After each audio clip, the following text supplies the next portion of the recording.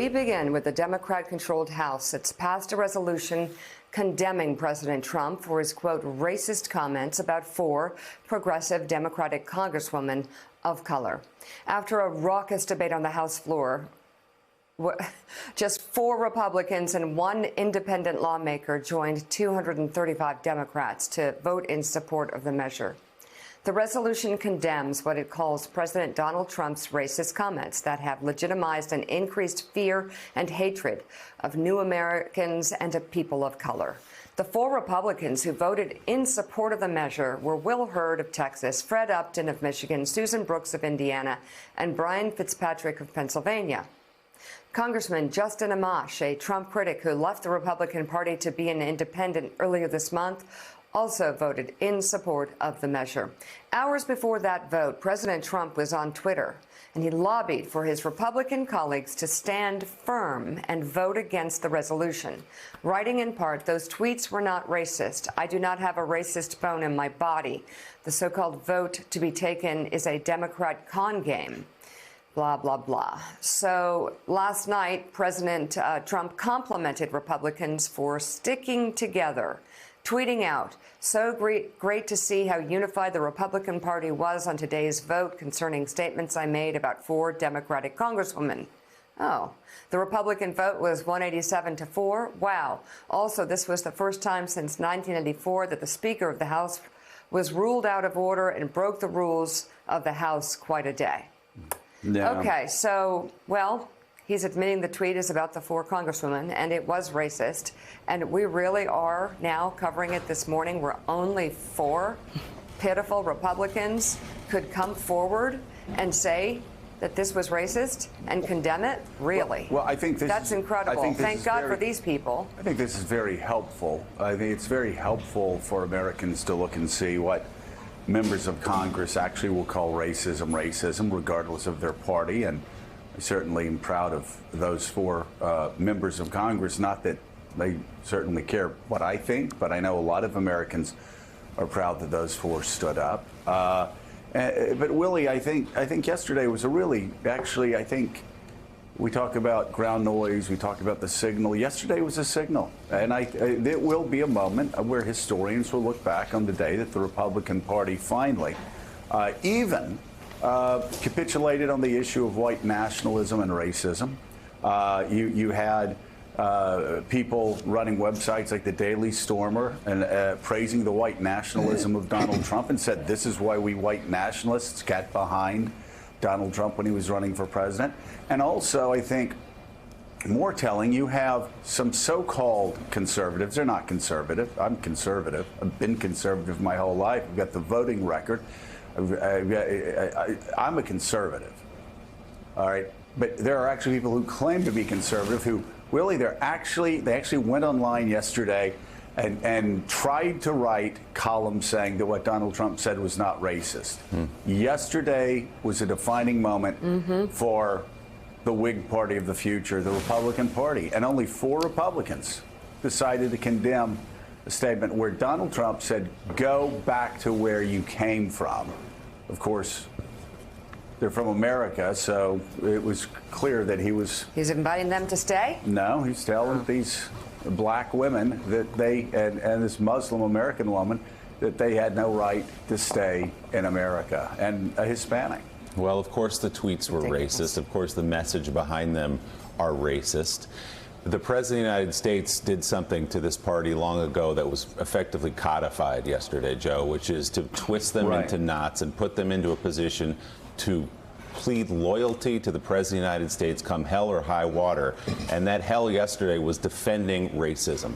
Plain and simple in those tweets and in the messages he's followed up with yesterday. The only African-American member of the House, Will Hurd, voted for the measure. 2 of those other Republicans who voted for it are retiring. They don't face consequences coming out of this.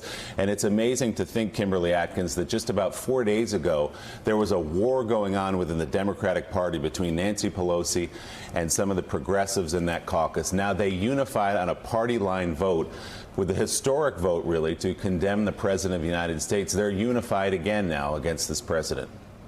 Absolutely. I mean, as early as yesterday morning, 24 hours ago, I was talking to some Democrats on the Hill who were not happy with this resolution. They wanted a stronger censure proposal put forward by Congressman Steve Cohen to be brought to the floor, and it became clear that it wouldn't.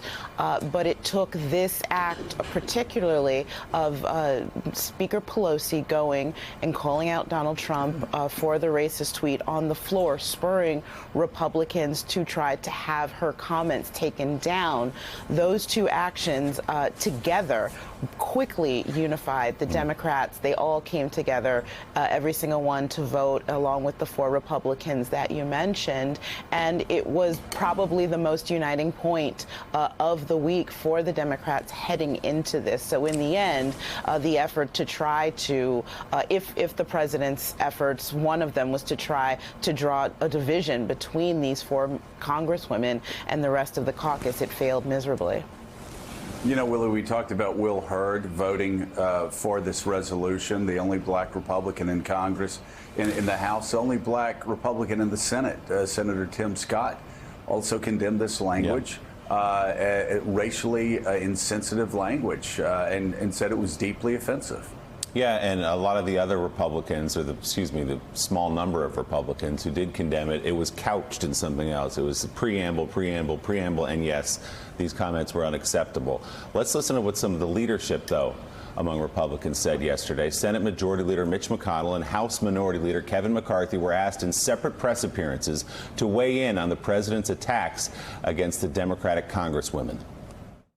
You're married to an immigrant who's a naturalized U.S. citizen. If someone were to say to her she should go back to her country because of her criticism of federal policies, wouldn't you consider that a racist attack? Well, the Secretary of Transportation came here at age 8 legally, not speaking a word of English, and has realized the American dream. Would you ever use the words "go back to where you came from"? Look, I'm obviously a big fan of legal immigration. It's been a big part of my family for a quarter of a century. As I look around the country and watch the contributions that have been made by new arrivals and the children of new arrivals, it's been reinvigorating America for hundreds of years. But you've stopped short of calling his comments racist. Well, the president's not a racist. The president's not a racist. And I think the tone of all of this is not good for the country. Were the president's tweets that said "go back" racist? Yes or no? No. And I do not believe the Speaker of the House was racist last week either when those individuals on her side of the aisle who are claiming the president is racist, when they claim she was racist either. I do not believe that. I believe this is about ideology. This is about socialism versus freedom. So, Joe, help our viewers understand this. You've been in the United States Capitol. Why is that a difficult thing for Mitch McConnell, arguably the most powerful man other than Donald Trump in Washington right now, to just say what's true, that these comments should not take place, we shouldn't hear them from the United States president? Why is that so difficult, and then move on? I don't understand it from either of those two men. I don't understand it either, because I don't think Mitch McConnell would be punished for saying it was racially insensitive. Kevin McCarthy is completely different. Here's a man who said he thought Donald Trump had been paid off by the Russians until Donald Trump won the nomination, and now he's completely kowtowing to him. And this plan of his and Lindsey Graham's to take a racist comment and try to make it about socialism, or in Lindsey's absurd case, try to make it about communism, is just preposterous. The American people are not that stupid, and they certainly will see through it, and they'll punish the Republicans because of it. But Willie, you know what's interesting is when you listen to Mitch McConnell there, the first half of what he was saying was lifted straight from Ronald Reagan's farewell address to America about how immigrants that come to America reinvigorate America. That immigrants that come to America make this country better. That's exactly what Ronald Reagan said in his farewell address. Yep. And yet Elise Jordan, at the end of it, when it turns to Donald Trump, suddenly that Mitch McConnell, that Republican Party of the last 40 years, disappears. And he becomes a sycophant for Donald Trump. It's really incredible to imagine being an elected official in the United States of America in 2019 who is completely unwilling to just call out racism. And I can't imagine what I would say to my children and grandchildren 10, 20, 30 years from now about my silence, and that I wasn't part of the four, that I wasn't Justin Amash, that I wasn't part of the right side of history. It's really breathtaking, the short-sightedness of all these Republicans just to, you know, fall down and kneel at the altar of Trump rather than to the American values of liberty that we hold so dear. Thanks for checking out MSNBC on YouTube, and make sure you subscribe to stay up to date on the day's biggest stories. And you can click on any of the videos around us to watch more from Morning Joe and MSNBC. Thanks so much for watching.